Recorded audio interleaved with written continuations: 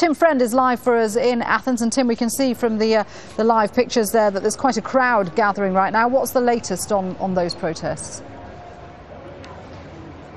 Well, the crowd is growing by the minute. There were many more than 10,000 here at the last big demonstration. We expect more than that this evening as the crunch moment comes, as it were, for the vote to take place and George Papandreou to be put to this big test. It's just under 4 hours before we arrive at that moment.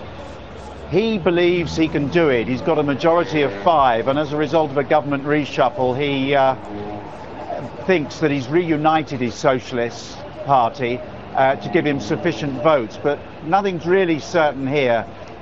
Those figures you were mentioning earlier, they're mind-boggling. The one that really impressed me the other day was that for each Greek, $40,000 is attached to them in terms of debt for each individual person living here, and that kind of maybe brings it home. It's a huge problem, and the crowd is here because they don't like the austerity. They know there's more to come. They think they're being sacrificed to save the euro, but of course the euro leaders in Brussels say that if Greece doesn't do this, then everyone's in danger. Yeah, that's the ultimatum, isn't it? If this 5-year package of reforms isn't pushed through, then Greece won't get the money it needs to avoid bankruptcy. It won't, and I think the euro leaders have to be as strict as that, because on the one hand they're trying to keep Greece on the road, but on the other hand they want to reassure the markets that they are not simply giving the money away too easily, as it were.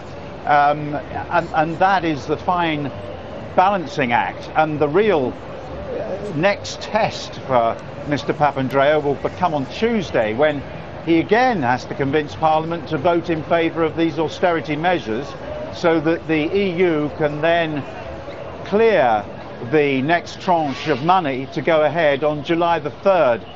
The timing is all very close, and everything will have to happen very quickly for it to succeed. I don't think Greece will be allowed to fail. That moment hasn't arrived yet. Even if things went chaotically wrong, something would happen to keep it on the road because of the risk of it spreading elsewhere. But it would cause enormous chaos and even more hardship for the kind of demonstrators behind me.